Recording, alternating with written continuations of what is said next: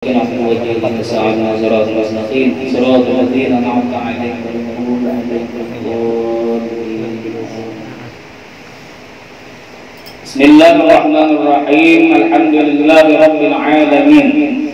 Allahumma shalli wa sallim ala sayyidina Muhammadin sahibit taj wal mi'raj wal buraq wal alam wa dafi'il bala'i wal waba'i wal marad wal alam. Ismuhu mudhharun mu'ajjalun munawwarun man ismuhu maktubun marfu'un mawdu'un 'ala al-lawhi wal qalam. شمس الدعاء بدر الدجى نور الهدى مصباح السلام أبي القاسم سيد الكونين وشفيع الثقلين أبي القاسم سيدنا محمد بن عبد الله سيد العرب والعجم نبي الحرمين محبوب عند رب المشرقين والمغربين. يا أيها المشتاقون لنور جماله صلوا عليه وسلموا تسليما. Para hadirin hadirat yang ulun muliakan, malam ini kita akan melanjutkan pelajaran kitab Al-Arba'in An-Nawawiyah. Malam ini kita memasuki hadis yang ke-8 ke-9.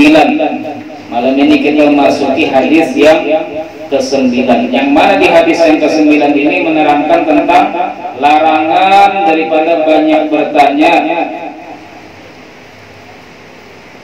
Qala al-mu'allif rahimahullah ta'ala wa nafa'ana bihi wa bi'ulumi fid darain amin. An Abi Hurairah Abdurrahman bin Sakhar radhiyallahu anhu qala sami'tu Rasulullah sallallahu alaihi wasallam yaqul ma nahaytukum anhu fajtanibuhu wa ma amartukum bihi fa'tu minhu mastata'tum fa innama ahlakal ladzina min qablikum kathratu masailihim wa ikhtilafuhum ala anbiya'ihim. Rawahu Bukhari wa Muslim.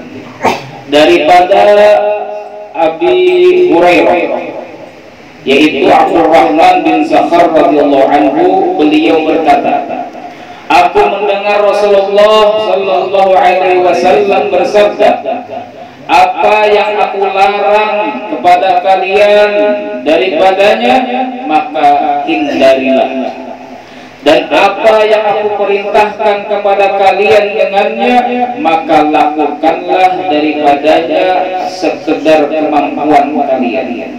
Dan hanya saja celaka orang-orang sebelum kalian karena banyak bertanya, karena banyaknya bertanya mereka, dan karena menentangnya mereka atas nabi-nabi mereka. Hadis ini diriwayatkan oleh Imam Al-Bukhari dan Muslim. Jadi hadis ini diriwayatkan oleh sanadnya daripada Abu Hurairah. Abu Hurairah itu kunyah, kalau bahasa Arab itu nyambat kunyah, gelar sidin Abu Hurairah.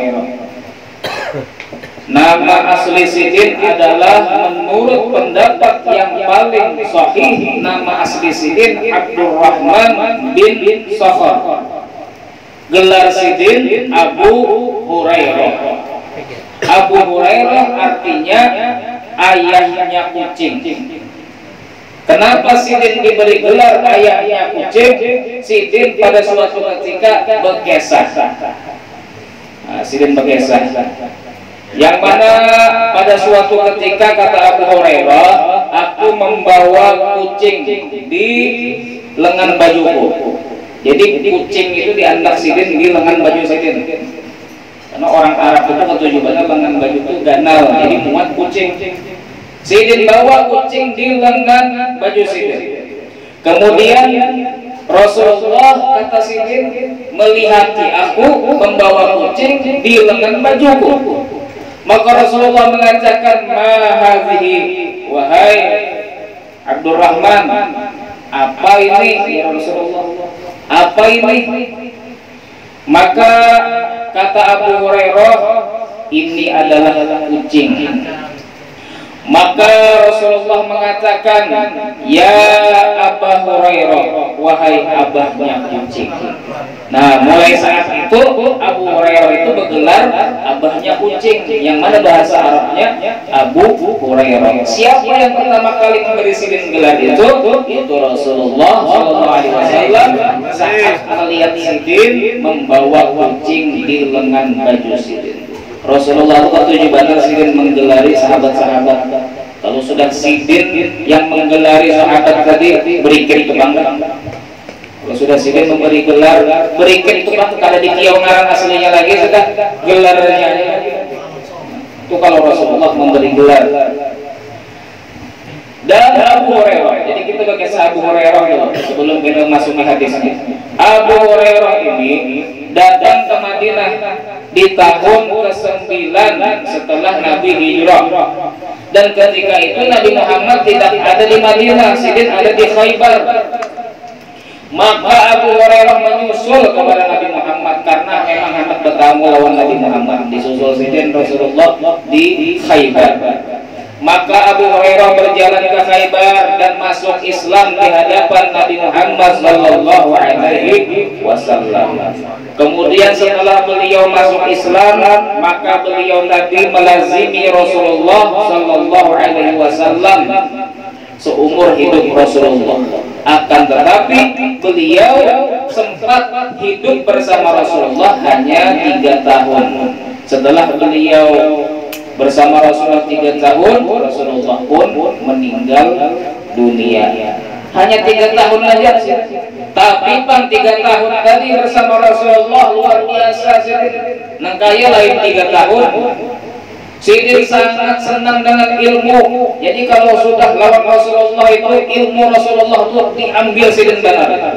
Dicari sidin benar ilmunya Rasulullah sallallahu alaihi wasallam. Oleh karena itu beliau ini Abu Hurairah adalah sahabat yang paling banyak meriwayatkan hadis Nabi Muhammad sallallahu alaihi wasallam. Makanya kalau kalian baca kitab-kitab hadis itu paling banyak sudah yang meriwayatkan hadis tadi Abu Hurairah. Jadi daripada Abu Hurairah kebanyakan hadis Abu Hurairah yang meriwayatkannya. Karena sidin ini orang yang paling melazimi Rasulullah sallallahu alaihi wasallam. Padahal 3 tahun aja sidin lawan Rasulullah sallallahu alaihi wasallam. Dan diriwayatkan bahwasanya sidin itu meriwayatkan hadis daripada Rasulullah sebanyak 5.374 hadis. 5.374 hadis yang diriwayatkan sidin daripada Rasulullah. Akan tetapi itu kada berataan yang sidin hafal, sidin riwayatkan. Jadi yang sidin riwayatkan yang hadisnya sampai wayah ini ada ditulis di kitab-kitab hadis itu hanya sebagian saja daripada yang sidin ketahui. Ada pun yang sidin ketahui separuhnya lagi yang kada disampaikan sidin kepada orang lain sehingga kada diriwayatkan hadis tersebut. Oh, ini luar biasa banget. Banyak pahala Abu Hurairah kenapa sidin menyampaikan hadis Nabi. Yang mana hadis Nabi tadi isinya ilmu, isinya mengajarkan untuk beramal, isinya mengajarkan untuk meninggalkan maksiat. Maka setiap orang yang beramal ibadah itu kebanyakannya sampai kepada Abu Hurairah pahalanya. Biar kita kada mengirimi ila ruhi Abu Hurairah, ada kita mengirimi ila ruhi Abi Hurairah, tetapi kalau kita beramal sampai pahalanya kepada Abu Hurairah. Dan Abu Hurairah ini adalah pemimpin Ahlus Suffah. Apa itu Ahlus Suffah? Ahlus Suffah itu orang-orang sahabat-sahabat Nabi yang miskin, yang tidak punya keluarga, yang diam di masjid. Kada diisi tempat tinggal, kada diisi keluarga, diamnya di masjid. Itu ngarannya Ashabus Suffah atau Ahlus Suffah. Sidin pemimpinnya. Dan sidin ini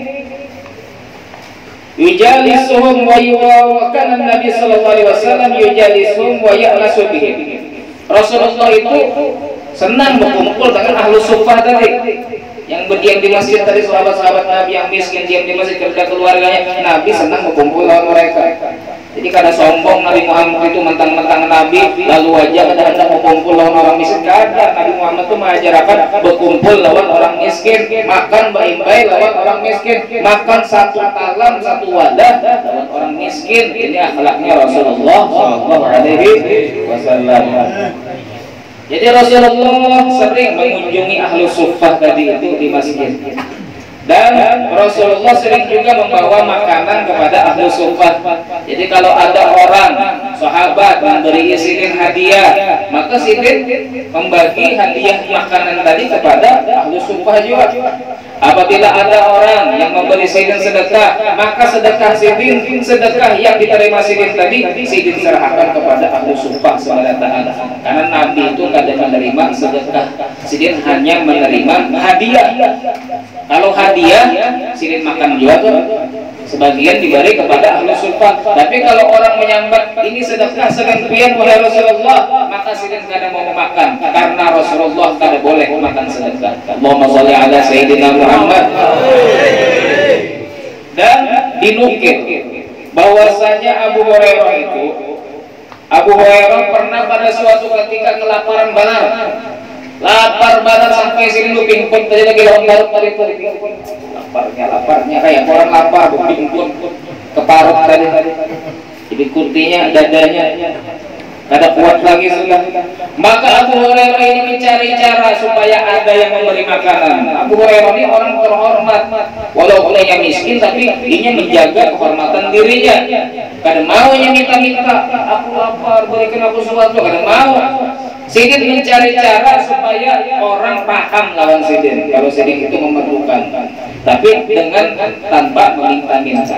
Maka ketika beliau sangat lapar tersebut, beliau pun duduk di pinggir jalan.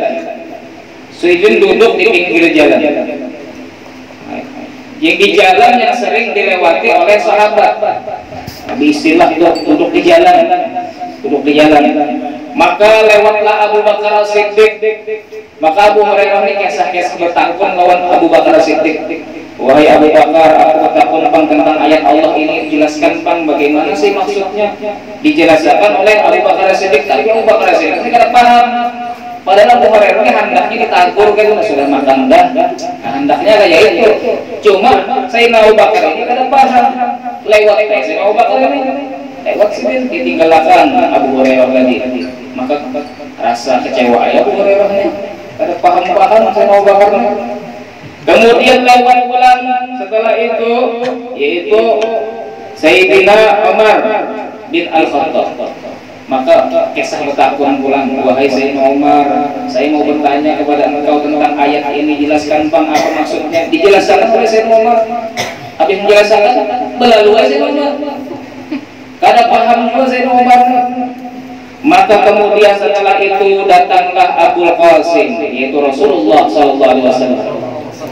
Lewat Rasulullah Sallallahu Alaihi Wasallam, maka Rasulullah ini kada sawat ditakuni langsung tahu. Pak ini ketahuan dan dalam hati Rasulullah ketahuan dan lapar. Saya komeng. Maka Rasulullah mengetahui dari wajahnya kelihatan bahwasanya dia sedang lapar. Rasulullah mengatakan, Abahir, wahai Abu Hurairah, wahai ayahnya kucing. Labbaika ya Rasulullah, saya terima panggilanmu wahai Rasulullah. Maka kata Rasulullah, umpati aku. Maka diumpati oleh Abu Hurairah, dibawa oleh Rasulullah ke rumah Sidin. Maka di rumah tadi Rasulullah mencari sesuatu yang kawa, dibuat sesuatu akan mengenyangkan Abu Hurairah tadi. Kemudian Sidin dapat susu, ada susu di sebuah wadah gitu. Maka wah rasa himong Abu Hurairah ada susu sagan Sidin. Akan tetapi Rasulullah SAW mengatakan kepada Abu Hurairah, wahai Abu Hurairah, intalik ila ahli suffah fad'uhum, bawai bang ikan tulak bang, bawai kawanan ikan yang di masjid itu nah ahlu suffah, bawai berataan, bawai kesini supaya kau minum susu juga. Abu Hurairah kecewa benar. Wah, padahal ini Padahal ini berharapnya aku aja yang minum sorangan, sekali ini disuruh Rasulullah mengiu yang lain juga, maka banyak orangnya di masjid.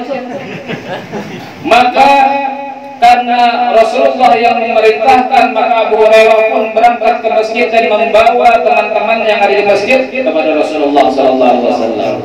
Kemudian semuanya masuk ke dalam rumah Rasulullah SAW. Maka Rasulullah memerintahkan kepada Abu Hurairah, wahai Abu Hurairah, beri satu persatu mereka minuman ini. Jadi Abu Hurairah disuruh menjulungi minuman tadi satu persatu. Dijulungi oleh Abu Hurairah kepada yang pertama. Habis tuntung dijulung pulang ke Abu Hurairah, kemudian Abu Hurairah menjulung kepada yang kedua, dan seterusnya kayak itu sampai habis orangnya tadi. Maka Rasulullah SAW mengatakan, minum engkau wahai Abu Hurairah.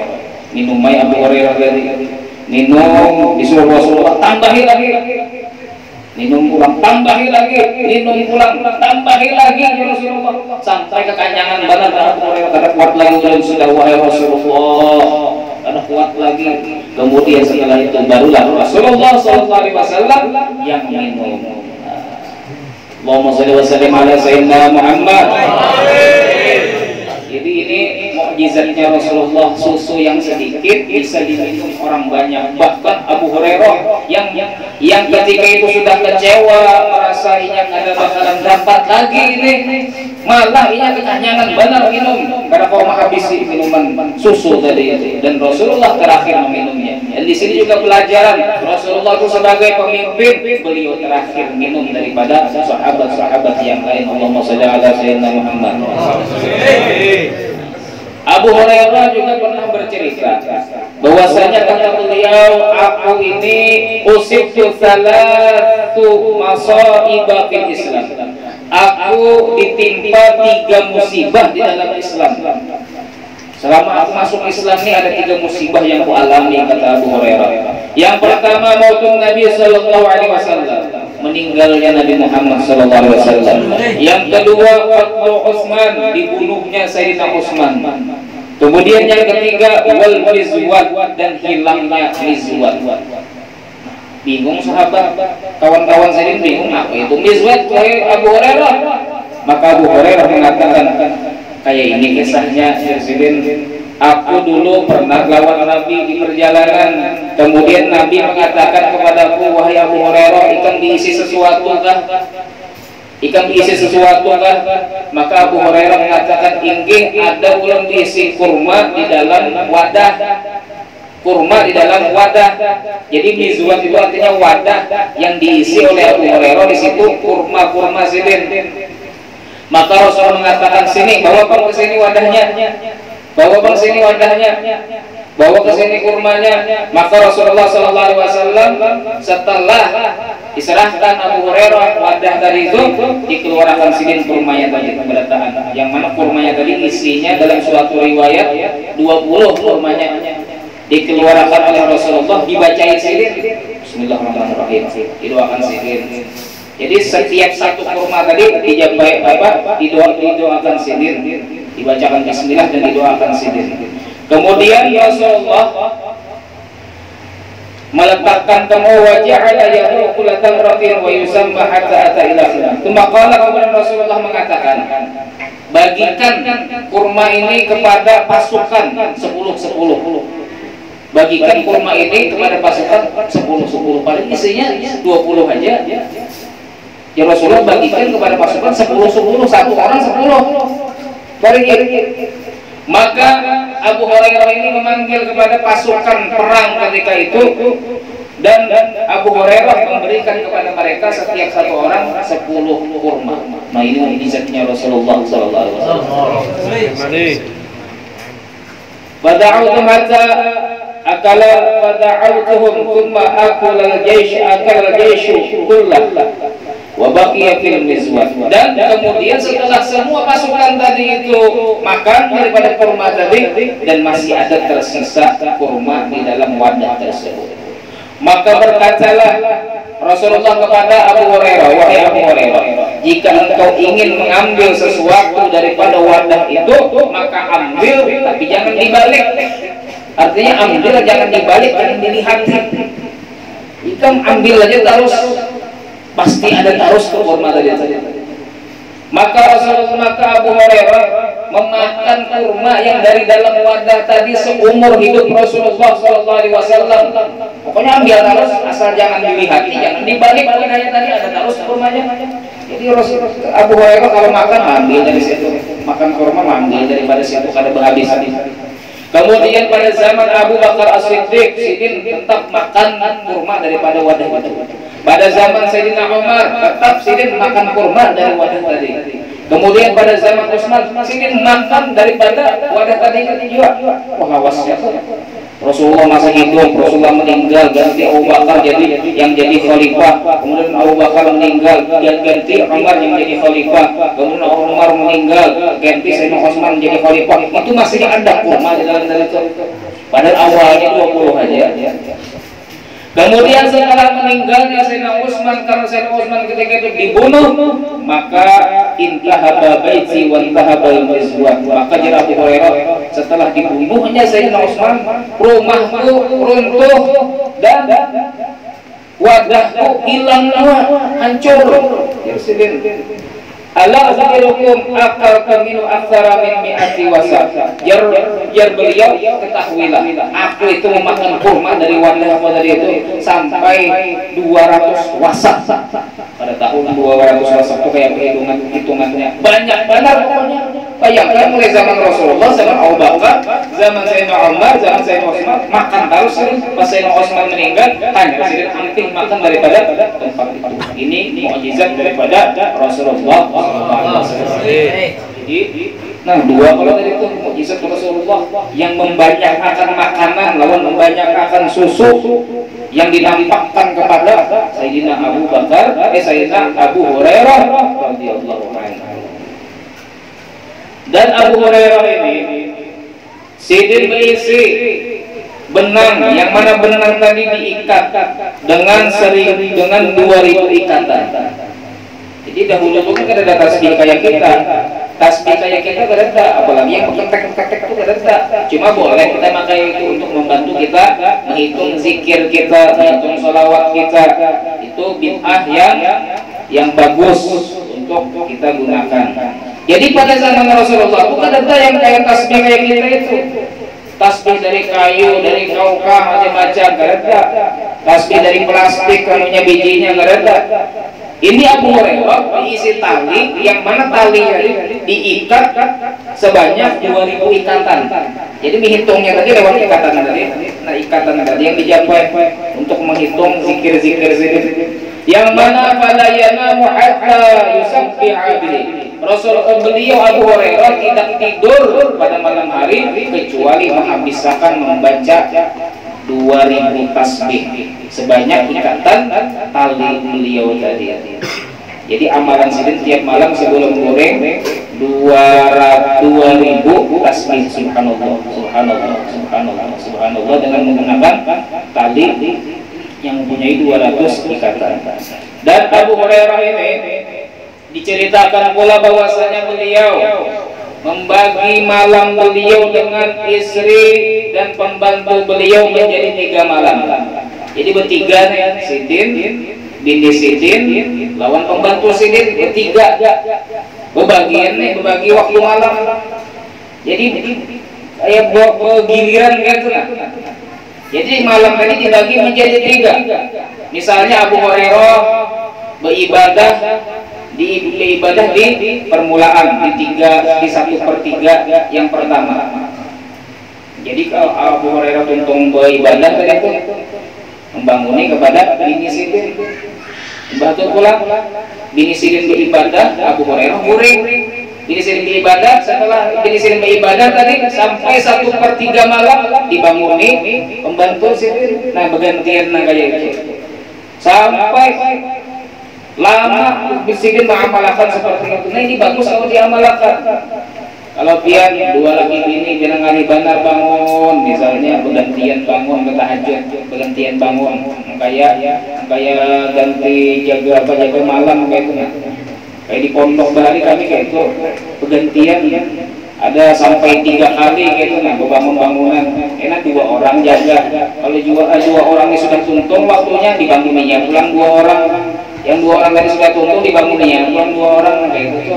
Ini yang diamalkan oleh Abu Hurairah untuk supaya bisa istiqomah dalam ibadah kepada Allah Subhanahu wa taala. Kalau pakai alarm ini kita bisa mematiin alarm itu. Sudah diatur banyak banget sudah alarmnya nih. Sekali bunyi dimatiin, kali bunyi dimatiin. Tapi kalau orang yang bangun nih, mau kada mau harus bangun nih. Pokoknya sudah berjanjian, pokoknya bangun nih aku sampai bangun. Kalau kada bangun jangan ditinggalkan. Itu nyaman banget. Nah, ini kalau kita amal-amal. Kalau minta telepon akan lawan orang, kan kawa juga ngalih. Nah, ini cara Abu Hurairah dengan keluarganya. Dan beliau ini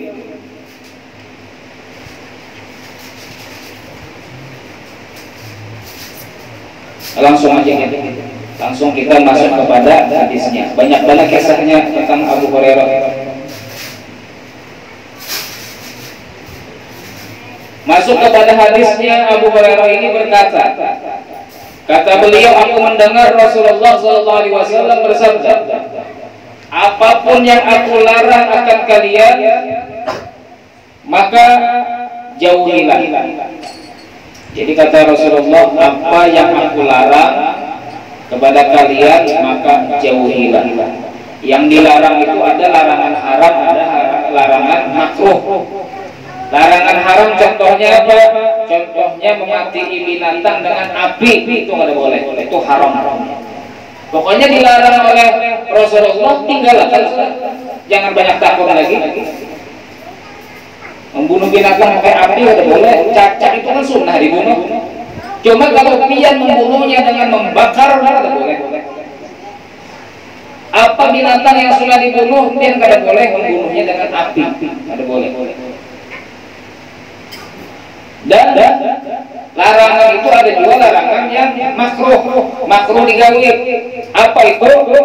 Seperti dalam sebuah hadis, la ta'kulul basaran najis, jangan kalian makan bawang yang busuk. Jangan kalian makan bawang yang tidak nyaman baunya. Bawang itu kalau dimakan itu malah mumpung bau. Jangan kalian makan bawang.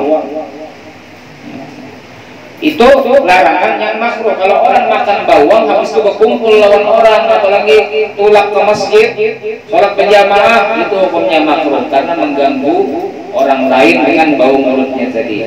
Dan Rasulullah juga pernah bersabda, la ta'kulu bishimal, jangan kalian makan dengan tangan kiri. Nah, itu larangan makruh orang makan dengan tangan kiri. Pokoknya yang dilarang oleh Rasulullah tinggalkan. Ulangi lagi, apa kata Rasulullah tadi? Apa yang aku larang kepada kalian, maka hindarilah. Apa yang aku larang kepada kalian darinya, maka hindarilah. Hindari itu kalau juga diartikan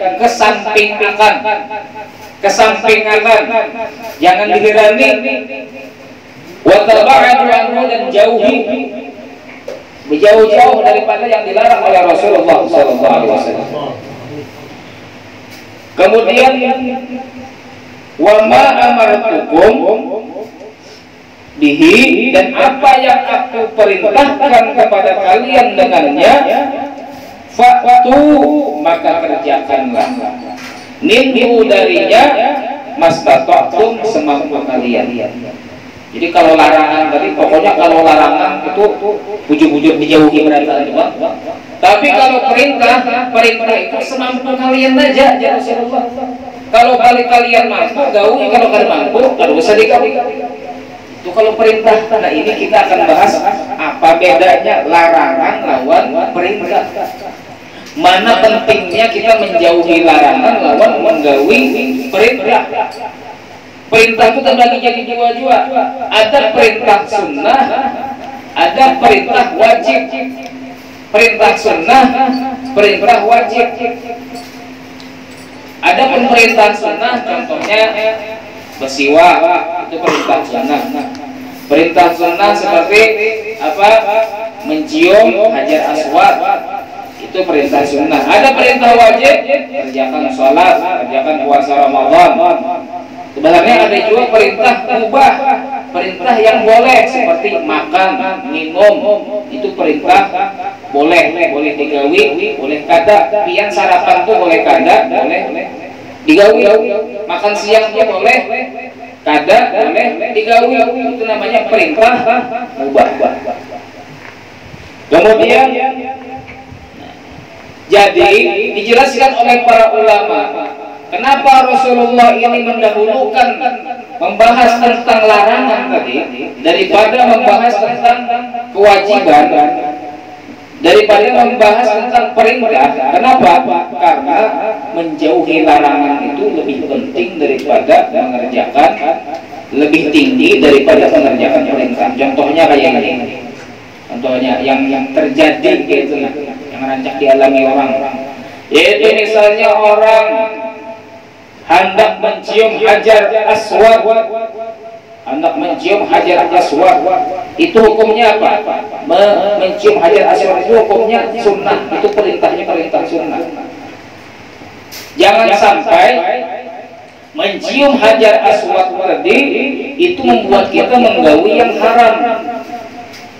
Misalkan hendak mencium hajar aswad tapi menempeleng orang yang dihiga-higa supaya lewat, orang ditendanginya, orang dipukulinya, dihalau-halaunya dihalau-halaunya orang lain sehingga orang terganggu, orang tergugur, ada yang diinjak-injak, ada orang berdarah mungkin terkena sikutnya. Nah, ini hanya menggawi yang sunnah, tapi larangan daripada menzalimi orang digawinya. Nah, ini kesalahan. Padahal menjauhi larangan itu lebih diutamakan daripada mengerjakan perintah tadi, apalagi perintah dari perintah sunnah. Sedangkan menjaga orang lain supaya kita kada zalim lawan orang, itu perintahnya itu adalah wajib. Jadi kita harus bisa mengukur dalam kita melakukan sesuatu itu. Misalnya contoh yang terjadi. Misalkan ada orang hendak ziarah wali songo. Ziarah wali itu hukumnya apa? Ziarah wali itu hukumnya sunnah. Nah, tapi apabila seseorang dengan ziarah tadi malah dia kada mau menjaga auratnya ketika di jalan, maka bercampur tuh lakian ginian, inya di jalan tadi terbuka-buka aurat, kena kada kerudung, inya di jalan di bis tadi buka kerudung, kelihatan oleh yang lain. Nah, ini malah banyak dosanya inya dengan ziarah tadi daripada pahalanya. Banyak dosanya daripada pahalanya. Nah, ini hati-hati. Jangan kita lebih mementingkan yang sunnah sedangkan larangan Allah kita gawi ketika itu. Contoh lagi, binian misalnya sembahyang itu binian yang bungas-bungas, sembahyang misalnya di masjid, binian yang anom-anom masih sembahyang di masjid, kada bisa menjaga kehormatannya, kada bisa menjaga auratnya, karena dilepasnya kerudungnya.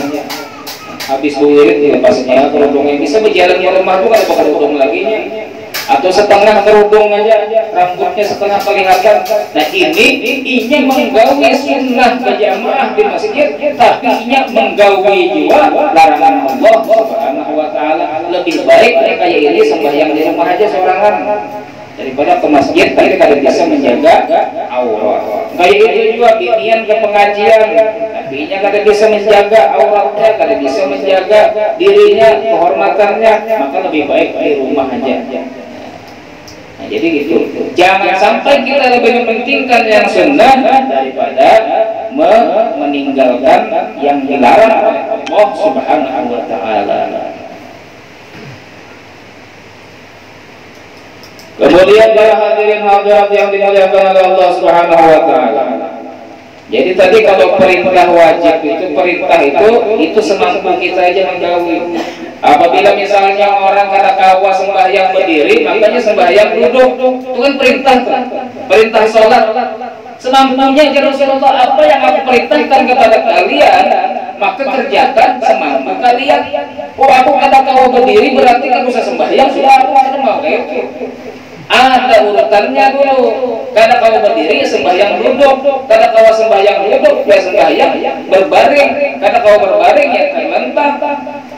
Ada urutannya, kada langsung kada sembahyang ya kan? Itu contohnya perintah yang mana kita menggawinya itu semampu kita. Kemudian ada sebuah sebuah kaidah. Ada sebuah kaidah yang mengatakan al-maisur la yasqutu bil maksur. Yang disulitkan itu tidak jatuh dengan yang dimudahkan itu tidak jatuh dengan yang disulitkan. Yang dimudahkan itu tidak jatuh dengan yang disulitkan. Contohnya, misalnya ada orang anak pejabat fitrah tapi kawannya separuh aja. Kawannya separuh aja bayar, aturannya kan dia bayar zakat fitrah itu satu sok itu 4 mud. Sedangkan ini berisi hanya setengah sok aja, 2 mud aja berisi baras, maka ini wajib mengeluarkan ya 2 mud tadi. Bukan berarti kalau ini mampunya 2 mud aja berarti ada wajib berzakat, kan? Tetap ini wajib berzakat semampunya. Misalnya pulang orang misalnya berwudu tapi bajunya sedikit aja, bajunya ini tidak cukup untuk membasuh sampai ke kaki. Kayak apa ini? Ada baju tapi tidak cukup. Wa idza ajaza an ghusli ba'd al-a'dha' fil wudu' aw an mashiha fit tayammum ata bil mungkin, maka ia wajib membasuh semampunya. Jadi baju tadi sampai mana cukupnya. Wa sahhat ibadatuhu, dan sah ibadahnya. Sampai mana tadi itu bajunya? Sampai situ. Wa idza ajaza an qiyam fi shalah. Nah, sudah tadi. Kemudian dalam lanjutan hadisnya, fa inna ma ahlakal ladzina min qablikum kathratu masailihim. Dan hanya saja celaka orang-orang sebelum kalian, maksudnya umat-umat terdahulu itu celaka.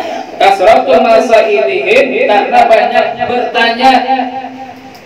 Gara-gara banyak bertanya, celaka mereka. Seperti dikisahkan, dulu itu ada terjadi pembunuhan.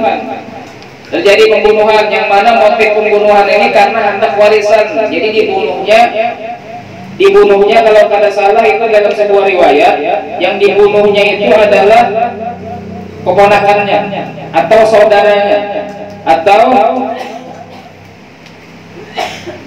sepupunya. Jadi ada 3 riwayat. Jadi orang ini ia membunuh keponakannya atau saudaranya atau sepupunya dengan tujuan supaya dapat warisan. Ada kalau orang lain membunuh orang tua tujuannya supaya cepat dapat warisan. Ini nih gawean umat Bani Israil nih. Dibunuhnya tadi itu. Kemudian mayatnya tadi diletakkannya di tengah jalan. Maka yang membunuh tadi lapor kepada Nabi Musa supaya ia kada ketahuan, dia yang lapor. Wahai Nabi Musa, ada terjadi pembunuhan di sana. Wahai Nabi Musa, tolong mintakan kepada Allah Subhanahu wa taala, tanyakan kepada Allah siapa pembunuhnya. Wahai Nabi Musa. Jadi kisahnya ini banyak orang kayak ini yang salah, yang melapor non polisi. Banyak kayak ini. Ini mau umpat di Bani Israil ya, jadi ia mengadu kepada Nabi Musa. Fastahada Musa bi ta'arufil qatil. Maka Nabi Musa berusaha supaya kawa mencari siapa pembunuhnya. Ketika tidak nampak siapa pembunuhnya, maka mereka tadi, masyarakat tadi mengatakan kepada Nabi Musa, "Sallana rabbaka hatta yubayyinhu." Ayo bertakun lawan Allah. Awalnya tadi mereka hanya menyuruh kepada Nabi Musa, wahai Nabi Musa, carikan bang siapa orang-orangnya nih. Terawang akan bang, ibaratnya itu. Terawang akan bang siapa pembunuhnya. Ibarat Nabi Musa kada mampu mencari siapa pembunuhnya, maka mereka Bani Israel menyuruh kepada Nabi Musa, tolong tanyakan kepada Allah, kepada Tuhanmu siapa pembunuhnya supaya jelas ini perkaranya sudah. Maka Nabi Musa pun bertanya kepada Allah, meminta petunjuk kepada Allah agar diberitahu siapa pembunuhnya. Maka Allah Subhanahu wa taala berfirman, "Innallaha ya'murukum an tadhbahu baqaratan." Sungguhnya Allah memerintahkan kalian untuk menyembelih sapi. Jadi Nabi Musa menyampaikan ini kepada Bani Israel, wahai Bani Israel, bahwasanya Allah menyuruh kepada kalian untuk menyembelih sapi. Maka kaum Bani Israel ini protes, bujur-bujur lah, apa hubungannya mencari orang yang membunuh mayat? Kenapa harus menyembelih sapi? Kata nyambung. Ujar Nabi Musa ini bujuran, ini perintah Allah, bujuran itu kalau bahasa ulama itu bujuran perintah Allah, karena begayaan. Maka mereka pun Bani Israel ini banyak takut. Sudah disuruh negara itu aturannya sembelih aja sudah. Sapi yang kayak apakah, warnanya kayak apakah, ganal kah, halus kayak apa, sapi. Tapi di Bani Israel ini karena banyak takutnya tadi itu, mau seorang kenanya. Jadi bertakutnya wahai Nabi Musa, takunakan lawan Tuhan ikan, takunakan lawan Tuhan ikan. Sapinya itu kayak apa, ganal kah, halus. Maka Nabi Musa bertakun pulang lawan Allah, ya Allah nih Bani Israel bertakun pulang dan nalkah halus sapinya. Maka ada petunjuk daripada Allah, sapinya itu kada ganal kada halus, sedang. Disampaikan oleh Nabi Musa kepada Bani Israel bahwasanya sapinya itu sedang. Maka Bani Israel itu kan puas saja lagi, masih takut aja lagi. Wahai Nabi Musa, tolong tanyakan kepada Tuhanmu, warna sapinya warna apa? Maka Nabi Musa mau bertakun pulang. Nabi Musa lawan Allah, ya Allah, hubungannya itu bertakun pulang, warnanya warna apa? Maka Nabi Musa mendapatkan petunjuk daripada Allah bahwasanya warnanya itu warna kuning kada bercampur lawan warna apa-apa, dan kuningnya tadi kuning yang bagus, yang senang apabila dipandang, yang membuat senang apabila dipandang oleh orang-orang yang memandang. Maka disampaikan oleh Nabi Musa, Bani Israel, ujar Allah, warna sapinya itu warna kuning, gak ada bercampur warna apa-apa, warna kuning aja. Yang mana warna kuningnya tadi sangat indah, yang membuat orang yang memandangnya tadi merasa senang. Maka ada puas lagi ini takut pulang. Wahai Nabi Musa, kami masih belum puas lagi, belum tahu lagi, belum jelas lagi sapinya sapi kayak apa sekarang. Coba takunkan lagi lawan Allah, takunkan sapinya kayak apa. Dapat pulang Nabi Musa petunjuk daripada Allah. Kata Allah bahwasanya sapinya itu sapi yang tidak digunakan untuk membajak sawah, sapi yang tidak digunakan untuk menyiram. Maka Nabi Musa pun menyampaikan kepada mereka bahwasanya Allah Subhanahu wa taala memerintahkan sapinya itu adalah sapi yang tidak digunakan membajak sawah dan tidak digunakan untuk menyiram tumbuhan, menyiram sawah. Maka mereka inilah saking alihnya sudah tuh sifat kan kali banget. Sapinya kada ganal kada halus, kuningnya kuning kada bercampur apa-apa dan membuat senang orang memandangnya. Kemudian sapinya tadi kada pernah dipakai untuk membajak sawah dan tidak pernah menyirami sawah. Ngalih benar juga bisa mencari, awas benar mencari. Dalam riwayat itu sampai 40 tahun mencari sapi tadi waras. Padahal seandainya inya kada bertakun, hari itu juga dapat. Tapi karena takunannya banyak benar, menyulitkan mereka seorang, dan sampai 40 tahun hanya dapat sapinya. Kemudian sapi tadi disembelih dan dipukulkan.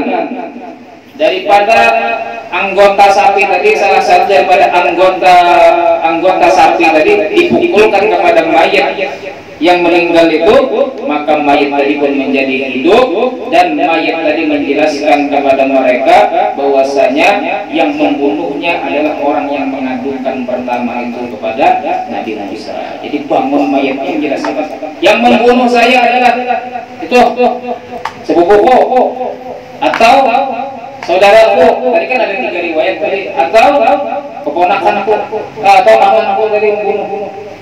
Jadi ketahuan pembunuhnya ternyata yang mengadukan pertama kepada Nabi Musa. Jadi dikisahkan pulang sapinya tuh, asal usul sapinya kita kisahkan pulang. Ini kenapa apa lawas sedikit. Asal usul sapinya itu adalah milik seorang anak yang berbakti kepada kedua orang tuanya. Kemudian orang tuanya, abahnya meninggal dan mewariskan sapi. Abahnya meninggal mewariskan sapi. Dan anak ini membagi malam menjadi 3 bagian. Yang mana anak ini sholat sepertiga malam, 1/3 malamnya sholat apa qiyamul lail, dan tidur sepertiga malam, dan duduk di sisi ibunya sepertiga malam. Itu gawiannya tiap malam. Jadi sembahyang sepertiga malam, batu tidurnya sepertiga malam, kemudian ia duduk di higa mamanya, memperhatikan mamanya, menjaga mamanya sepertiga malam. Berbakti banarnya kalau orang tua. Maka ketika pada suatu pagi anak ini ingin menjual sapinya. Intalaqa fahtabatabahu. Ini anak ini gawiannya mencari kayu.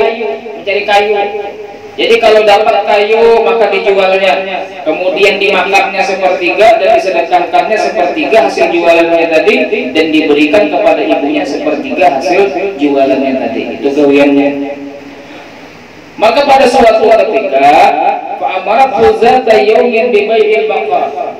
Ibunya menyuruh anak tadi untuk menjual sapi.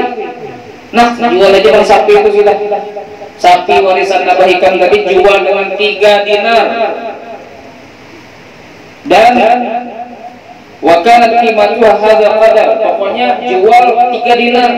Ikan jangan menjual kurang, jangan menjual lebih. Kemudian ada orang yang hendak menukar.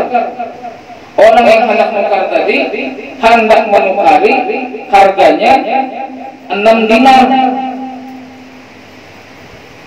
Orang yang menukari tadi hendak menukari dengan harga 6 dinar. Maka jar anak tadi itu, jar orang tadi itu, aku kan wani menjual 6 dinar, aku wani 3 dinar aja. Kalau misalnya pian memaksa hendak menukari 6 dinar, aku hendak bermusyawarah dulu lawan mama. Setuju kada saya? Ya, luar biasanya taat lawan mamanya tadi. Mamanya jangan dijual kurang, jangan dijual lebih daripada 3 dinar. Kada maunya menjual. Makanya datang kepada mamanya, "Ma, ada orang yang hendak menukari sapi kita harganya 6 dinar." Ujian mamanya, "Jual dia aja."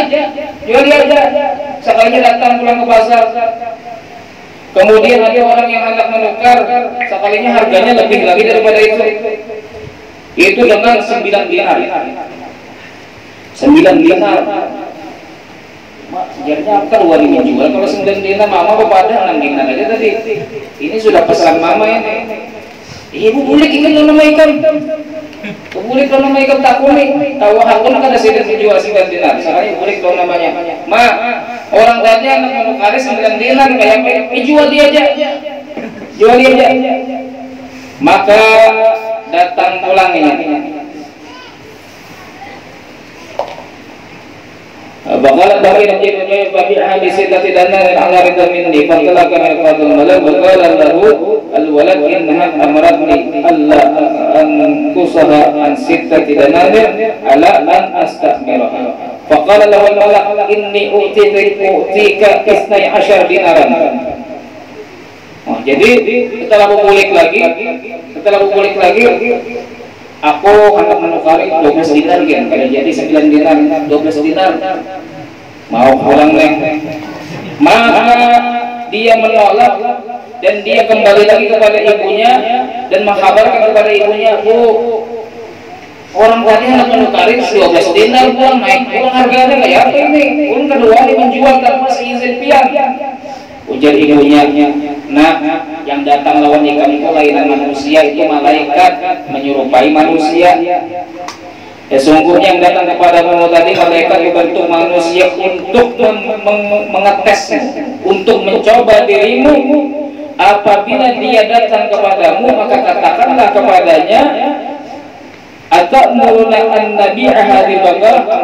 Jadi kalau ikan kira bertakun lawan iya, jawabnya tadi takuni. Kira-kira aku nih boleh kada menjual sapiku ini? Boleh kada? Maka ia pun datang kepada malaikat tadi. Bertemu lagi dengan malaikat yang berwujud manusia tadi. Ujar malaikat tadi, ikan jangan menjual sapi ini. Ikan jangan menjual sapi ini sehingga ada orang yang menukarinya kena dengan seharga kulitnya, timbangan kulitnya diganti dengan emas. Jadi kena itu ada suatu saat ada orang hendak menukari sapi ikan ini seberat kulitnya diganti dengan emas. Kemudian, nah ini pada akhirnya yang Bani Israel mencari-cari sapi tadi, ini dapatnya sapinya. Dan anak ini kadang menjual sapinya kecuali dengan seharga kulitnya tadi ditimbang dan diganti dengan emas. Jadi ini rezeki anak soleh, rezeki anak yang berbakti kepada kedua orang tuanya. Itu asal usul sapi tadi, saking alihnya dicari dan saking larangnya sapi tadi. Bayangkan kulit sapi itu kan ringan, lain kulit samur. Ini kulit sapi ditimbang dengan itu seberat emas, sugih langsung anak tadi. Itu asal usulnya.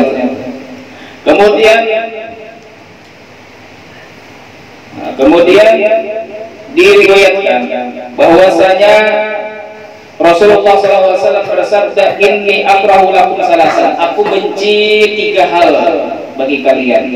Yang pertama qila wa qal, ujar-ujaran itu benci Rasulullah.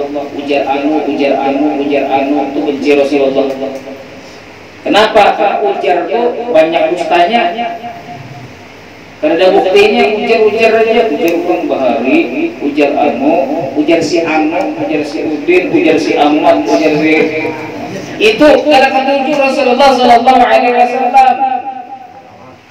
Karena banyak dustanya. Nah sekarang ini zaman bukti, ada bukti gitu. Kemudian Rasulullah benci juga idha'atul mal. Idha'atul mal, membuang-buang harta dengan sia-sia, mengeluarkan harta dengan hal-hal yang sia-sia aja, tidak bermanfaat, bukan untuk sedekah, tapi untuk berpoya-poya. Ini Rasulullah tidak senang. Kemudian yang terakhir, wa kasratus soal, banyak bertanya. Banyak bertanya ini kada ketujuh Rasulullah. Jadi bertanya itu yang penting-penting aja. Yang penting-penting, kalau kada penting jangan ditakuni. Jadi ada daripada sahabat-sahabat Nabi yang bernama Ubay bin Ka'ab, Zaid bin Sabit, dan selain daripada mereka daripada sahabat-sahabat yang tinggi. Ini sahabat-sahabat yang alim. Siapa? Ubay bin Ka'ab, Zaid bin Sabit. Ini jadi takunan masyarakat, jadi takunan sahabat-sahabat yang lain kalau mereka ingin bertanya tentang ilmu. Jadi setiap kali mereka ini ditanya tentang ilmu, maka mereka akan bertanya, sudah terjadilah itu. Sudah terjadilah yang takunakan itu. Sudah, kalau orang sudah berbadal itu sudah terjadi, maka sini mau menjawab. Tapi kalau orang berkata belum pernah terjadi, maka sini kena aja. Kalau sudah terjadi, hanya kita bahas. Nah contohnya lah yang aneh-aneh itu yang ditabung itu jangan. Misalnya orang itulah kepalanya belah dua. Misalnya kepala orang belah dua misalnya. Nah kayak wudhunya itu kan bisa ditakuni terjadi. Kadang kayak gitu dulu. Orang kepala belah dua tuh mati ya sudah. Takut pula. Misalnya orang berisi tangannya 9. Nah kayak wudhunya tangan yang mana yang dibasuh. Itu kan sudah ditakuni. Kenapa? Karena terjadi juga. Jadi yang belum terjadi itu nggak usah ditakunakan. Kalau sudah terjadi hanya takunakan.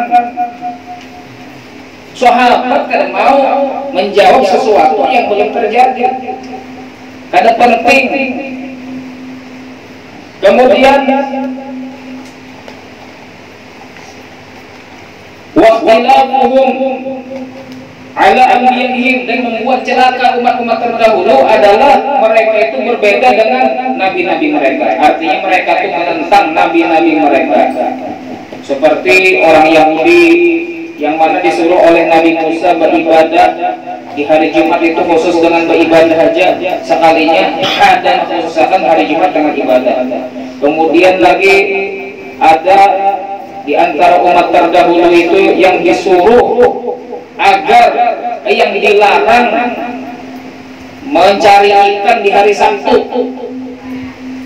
dilarang mencari ikan di hari Sabtu. Sekalinya inya mengakali, kayak mengakali sore-sore Jumat itu nanti anunya, inya ditabuknya tanah di higa sungai, di higa sungai itu ditabuknya tanah, batu di situ dimasukkannya banyu. Jadi setiap hari Jumat sore dibukanya, maka masukkanlah ikan ke dalam tempat yang mereka buat tadi, dan hari Minggu hanya diambilnya. Jadi larangannya itu kan hari Sabtu, kada boleh mencari iwak di hari Sabtu, mau unjun kan, mau unta kan, kayak apa kan cari iwak tadi kada boleh hari Sabtu. Diakalinya hari Jumatnya menyiapkan dulu wadah supaya iwak tadi dimasukkan ke wadah tadi, hari Minggunya diambil. Nah, ini melanggar juga lawan larangan Allah Subhanahu wa Ta'ala. Memang ketika hari Sabtu itu iwak telah saking banyaknya iwak pada setiap hari Sabtu itu aneh juga. Memang Allah menginginkan seperti itu sebagai ujian iman mereka menurut kata mereka ini. Jadi setiap hari Sabtu iwak itu saking hibahnya banyunya kada kelihatan lagi. Saking hibahnya sungai, saking hibahnya laut, iwak itu kada kelihatan lagi banyunya. Upah tertarik pun orang mengajar sekali hari Minggu pina sunji iwak, hari Senin pina sunji, hari Sabtu nih aja pina rame banget iwak sampai kada kelihatan lagi banyunya, kayak kada tertarik. Jadi di antara mereka terbagi menjadi 3 golongan. Yang pertama yang mereka itu umpat-umpatan, kayak itu tadi menyiasati hari Jumat dibukanya wadah tadi, kemudian masukkan iwak dan hari Minggu diambilnya. Ada lagi yang kada umpat-umpatan, tadinya kada menagur, membiarkan aja. Yang ketiga, inya kada umpat-umpatan dan menagur. Ikan kada boleh, ini melarang daripada aturan Allah Subhanahu wa Ta'ala.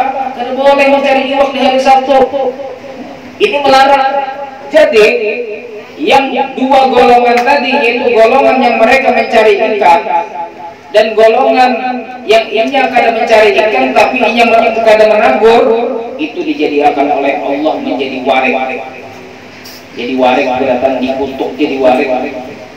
Kemudian setelah 3 hari mereka mati beratan. Dan yang 1/3 daripada mereka tadi itu mereka selamat. Kenapa selamat? Mereka tidak mencari ikan di hari Sabtu, dan mereka pun menegur kepada orang yang telah mencari ikan yang melanggar aturan. Nah, itu kisah tentang bagaimana celakanya umat terdahulu karena menentang nabi-nabi mereka. Nah, ini aja yang kita bahas pada malam hari ini daripada hadis yang ke-9 ini.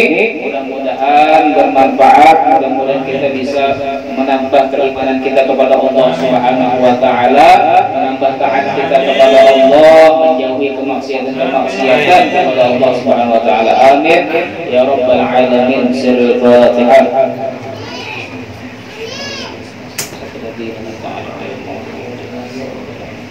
Untuk fikihnya kan aja, karena waktunya sudah malam benar. Terakhir ulun minta doa untuk istri ulun yang sedang berulang tahun. Lain musibah bang ini, kira-kira musibah. Untuk istri ulun yang berulang tahun, yang mana malam ini hari ini berumur 31 tahun. 31 tahun. Mudah-mudahan kita doakan beratan, mudah-mudahan dipanjangkan umurnya, sehatkan badannya, diberikan keturunan soleh soleha. Mudah-mudahan Allah Subhanahu wa Ta'ala kuatkan imannya, Allah kuatkan keyakinannya. Mudah-mudahan Allah Subhanahu wa Ta'ala berikan husnul khatimah. Amin amin ya rabbal alamin. Bismillahirrahmanirrahim.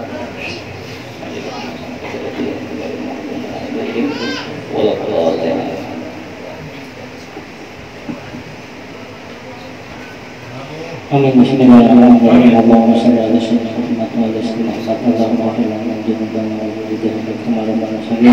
Wa nasina bi khairin wa sharrin wa jamilin wal mu'minati wa muslimina bi rahmatika ya arhamar rahimin. Allahumma ja'alna min al-amilin wa min al-mu'minin wa min al-muslimin wa min al-mutakallimin bi lafzi sayyidina Rasulullah. Allahumma kafir rabbana kafir fasannaka wa jannataka bi kulli amin. Kafir Allah sallallahu alaihi wasallam bikin sirkular terapkan musyikaiha wa inna bijahiha Allahumma ja'ala rahmatan fi wajhika wa sultanatihi Allahumma turhamha wa azil akhlaqaha wa imanaha bismillah Allahumma tahir qalbaha wa jannataka wa jannataka wa rahmatika ya amin amin amin fil akhirat wa sallallahu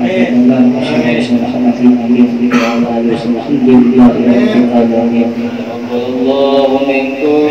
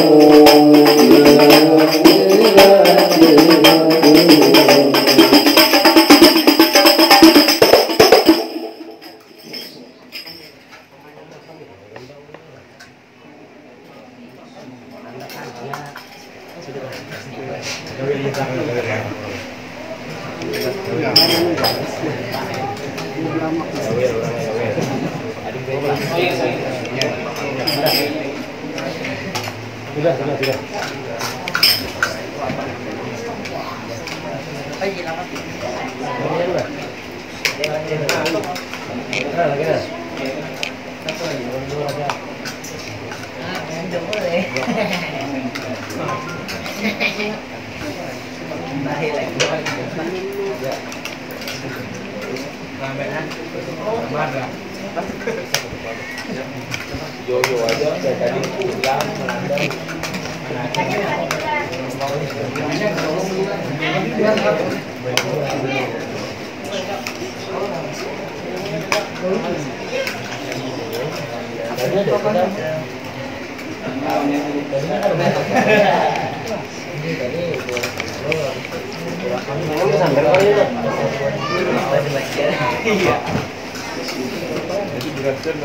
Ayo, ayo. Sandal.